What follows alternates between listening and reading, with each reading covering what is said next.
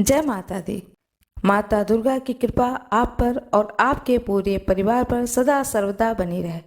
अब मैं आज आप लोगों को सुनाने जा रही हूँ श्री गणेशाय नमः, श्री दुर्गाय नमः। अथ श्री दुर्गा सप्तशती द्वादशो अध्यायः। देवी चरित्रों के पाठ का महात्म्य। ध्यानम। मैं 3 नेत्रों वाली दुर्गा देवी का ध्यान करता हूँ। उनके श्री अंगों की प्रभा बिजली के समान है। वे सिंह के कंधे पर बैठी हुई भयंकर प्रतीत होती हैं। हाथों में तलवार और ढाल लिए अनेक कन्याएं उनकी सेवा में खड़ी हैं। वे अपने हाथों में चक्र, गदा, तलवार, ढाल, बाण, धनुष, पाश और तर्जनी मुद्रा धारण किए हुए हैं। उनका स्वरूप अग्निमय है तथा वे माथे पर चंद्रमा का मुकुट धारण करती हैं। देवी बोली देवताओं से, हे देवताओं, जो एकाग्र चित्र होकर प्रतिदिन इन स्तुतियों से मेरा स्तवन करेगा, उसकी सारी बाधाएं मैं निश्चय ही दूर कर दूंगी। जो मधु कैटवध का नाश, महिषासुर का वध तथा शुंभ निशुंभ के संहार के प्रसंग का पाठ करेंगे तथा अष्टमी, चतुर्दशी और नवमी को भी एकाग्र चित्र होकर भक्ति पूर्वक मेरे उत्तम महात्म्य का श्रवण करेंगे, उन्हें कोई भी पाप नहीं छू सकेगा। उन पर पाप जनित आपत्तियां भी नहीं आएंगी। उनके घर में कभी दरिद्रता नहीं होगी। उनको कभी भी प्रेमी जनों के विछोह पर कष्ट भी नहीं भोगना पड़ेगा। इतना ही नहीं, उन्हें शत्रुओं से, लुटेरों से, राजा से, शस्त्र से, अग्नि से तथा जल की राशि से भी कभी भय नहीं होगा। इसलिए सबको एकाग्र चित्र होकर भक्ति पूर्वक मेरे इस महात्म्य को सदा पढ़ना और सुनना चाहिए। यह परम कल्याणकारक है। मेरा महात्म्य महामारी जनित समस्त उपद्रवों तथा आध्यात्मिक आदि तीनों प्रकार के उत्पातों को शांत करने वाला है। मेरे जिस मंदिर में प्रतिदिन विधि पूर्वक मेरे इस महात्म्य का पाठ किया जाता है अथवा सुना जाता है, उस स्थान को मैं कभी भी नहीं छोड़ती हूँ। वहाँ सदा ही मेरा सन्निधान बना रहता है। बलिदान, पूजा, होम तथा महोत्सव के अवसरों पर मेरे इस चरित्र का पूरा पूरा पाठ और श्रवण करना चाहिए। ऐसा करने पर मनुष्य विधि को जानकर या बिना जाने भी मेरे लिए जो बलि, पूजा या होम आदि करेगा, उसे मैं बड़ी प्रसन्नता के साथ ग्रहण करूंगी। शरद काल में जो वार्षिक महापूजा की जाती है, उस अवसर पर जो मेरे इस महात्म्य को भक्ति पूर्वक सुनेगा, वह मनुष्य मेरे प्रसाद से सब बाधाओं से मुक्त तथा धन्य धान्य एवं पुत्र से संपन्न होगा। इसमें तनिक भी संदेह नहीं है। मेरे इस महात्म्य में मेरे प्रादुर्भाव की सुंदर कथा तथा युद्ध में किए गए मेरे पराक्रम सुनने से मनुष्य निर्भय हो जाता है और मेरे महात्म्य का श्रवण करने वाले पुरुषों के शत्रु नष्ट हो जाते हैं।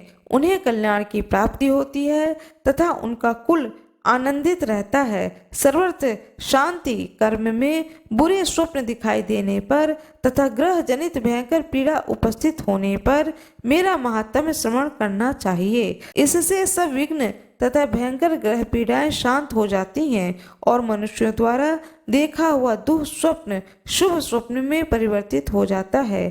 बाल ग्रहों से आक्रांत हुए बालकों के लिए यह महात्म्य शांति कारक है तथा मनुष्यों के संगठन में फूट होने पर यह अच्छी प्रकार मित्रता कराने वाला होता है। यह महात्म्य समस्त दुराचारियों के बल का नाश करने वाला है। इसके महापाठ मात्र के सुनने से राक्षसों, भूतों और पिशाचों का नाश हो जाता है। मेरा यह सब महात्म्य मेरे समर्प्य को प्राप्त कराने वाला है। पशु, पुष्प, अर्ध, धूप, दीप, गंध आदि उत्तम सामग्रियों द्वारा पूजन करने से, ब्राह्मणों को भोजन कराने से, होम करने से, प्रतिदिन अभिषेक करने से, नाना प्रकार के अन्य भोगों का अर्पण करने से तथा दान देने से आदि से 1 वर्ष जो मेरी आराधना की जाती है और उससे मुझे जितनी प्रसन्नता होती है उतनी प्रसन्नता मेरे उस उत्तम चरित्र का एक बार श्रवण करने मात्र से हो जाती है। यह महात्म्य श्रवण करने पर पापों को हर लेता है और आरोग्य को प्रदान करता है। मेरे प्रादुर्भाव का कीर्तन समस्त भूतों से रक्षा करता है तथा मेरा युद्ध विषयक चरित्र दुष्ट दैत्यों का संहार करने वाला है। इसके श्रवण करने पर मनुष्यों को शत्रु का भय नहीं रहता है। देवताओं, तुमने और महर्षियों ने जो मेरी स्तुतियां की हैं तथा ब्रह्मा जी ने जो स्तुतियां की हैं वह सभी कल्याण में बुद्धि प्रदान करती हैं। वन में, सूने मार्ग में अथवा दावानल से घिर जाने पर, निर्जन स्थान में, लुटेरों के दाव में पड़ जाने पर अथवा शत्रुओं से पकड़े जाने पर अथवा जंगल में सिंह, व्याघ्र या जंगली हाथियों के पीछा करने पर, कुपित राजा के आदेश से वध या बंधन के स्थान से ले जाने पर अथवा महासागर में नाव पर बैठने के बाद भारी तूफान से नाव के डगमग होने पर और अत्यंत भयंकर युद्ध में शस्त्रों का प्रहार होने पर अथवा वेदना से पीड़ित होने पर कि बहुना सभी भयानक बाधाओं के उपस्थित होने पर जो मेरे इस चरित्र का स्मरण करता है वह मनुष्य संकट से मुक्त हो जाता है। मेरे प्रभाव से सिंह आदि हिंसक जंतु नष्ट हो जाते हैं तथा लुटेरों और शत्रु भी मेरे चरित्र का स्मरण करने वाले पुरुष से दूर हो जाते हैं। ऋषि कहते हैं, यूं कहकर प्रचंड पराक्रमी भगवती माता सब देवताओं के देखते देखते वहीं अंतर ध्यान हो गईं। फिर समस्त देवता भी शत्रुओं के मारे जाने से निर्भय हो पहले की भांति यज्ञ भाग का उपभोग करते हुए अपने अपने अधिकार का पालन करने लगे। संहार का विध्वंस करने वाले महाभयंकर अतुल पराक्रमी देव शत्रु शुंभ तथा महाबली निशुंभ के युद्ध में देवी द्वारा मारे जाने पर शेष दैत्य पाताल लोक में चले आए।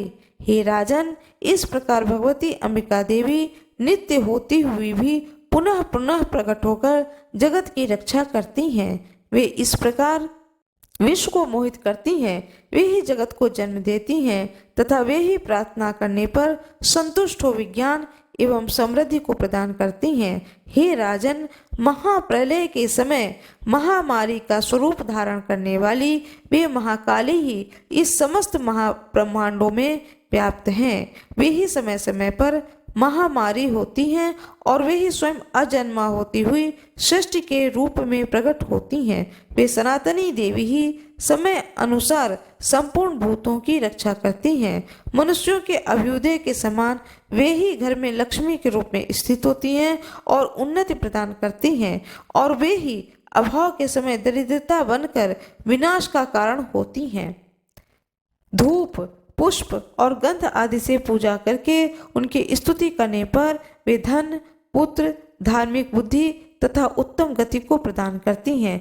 इस प्रकार श्री मार्कंडेय पुराण में सावणी मनवंतर की कथा के अंतर्गत देवी महात्म्य में फल स्तुति नामक 12वां अध्याय पूर्ण हुआ। माँ दुर्गा की जय हो, माँ काली की जय हो, माँ अंबिका की जय हो।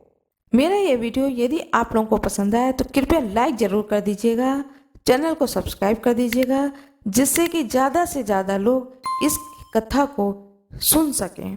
माता रानी की जय हो, भोले बाबा की जय हो।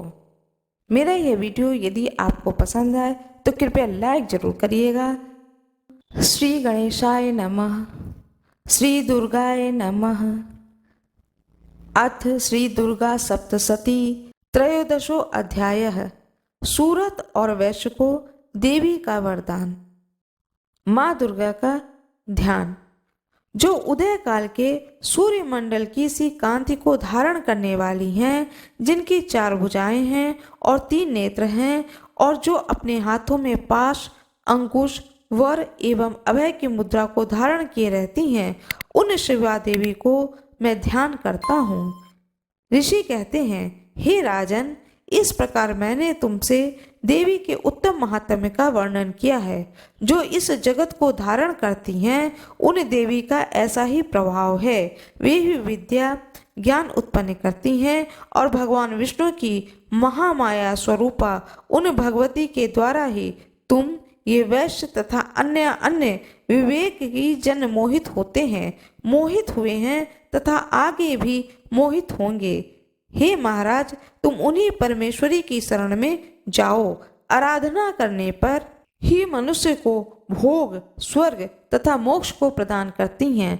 मार्कंडेय ऋषि कहते हैं, क्रोष्टकी जी मेधा मुनि के ये वचन सुन करके राजा सूरथ ने उत्तम व्रत का पालन करने वाले उन महाभाग्य महर्षियों को प्रणाम किया। वे अत्यंत ममता और राज्य अपहरण से बहुत खिन्न हो चुके थे।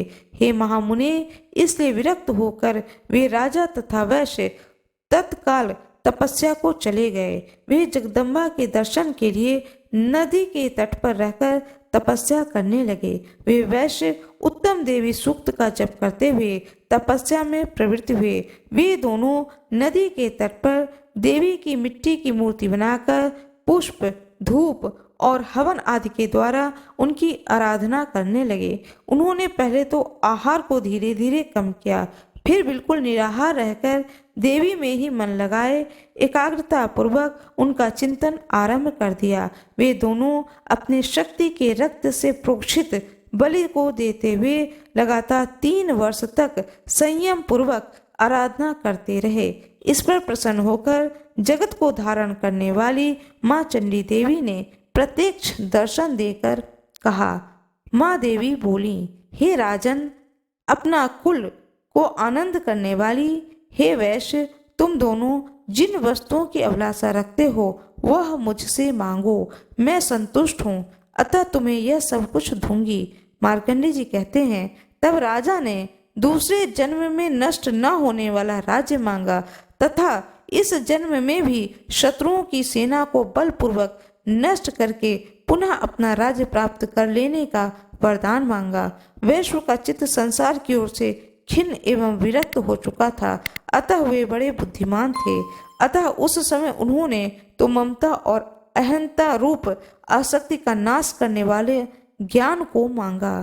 तब देवी ने कहा, हे राजन, थोड़े ही दिनों में शत्रुओं को मारकर तुम अपने राज्य को प्राप्त कर लोगे। अब वहां तुम्हारा राज्य स्थिर रहेगा। फिर मृत्यु के पश्चात तुम भगवान विवस्वान सूर्य के अंश के रूप में जन्म लेकर इस पृथ्वी पर सावर्णी के मनु नाम से विख्यात होगे।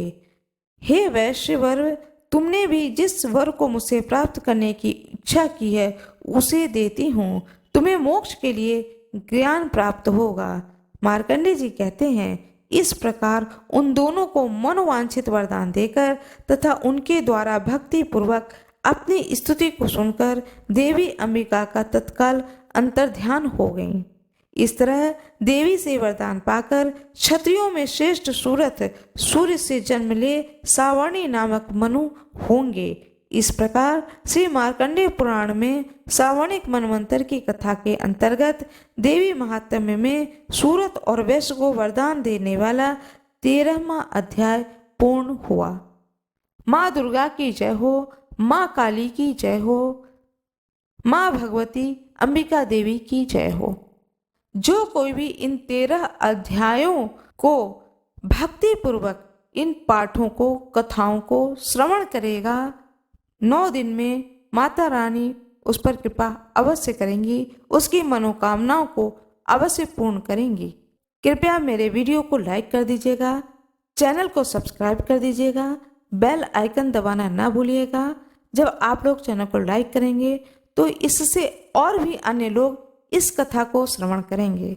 9 दिनों में माता दुर्गा की जो यह सप्तशती की कथा है, इसे एक बार तो अवश्य सुनना चाहिए। जो व्रत को धारण करते हैं उन्हें भी सुनना चाहिए और जो व्रत को धारण नहीं करते हैं वह भी सुने। तब भी सुनने मात्र से भी उन पर माता रानी प्रसन्न होती हैं। और यदि एक दिन में 2 बार इस कथा को श्रवण करें तो इससे और भी लाभ होते हैं।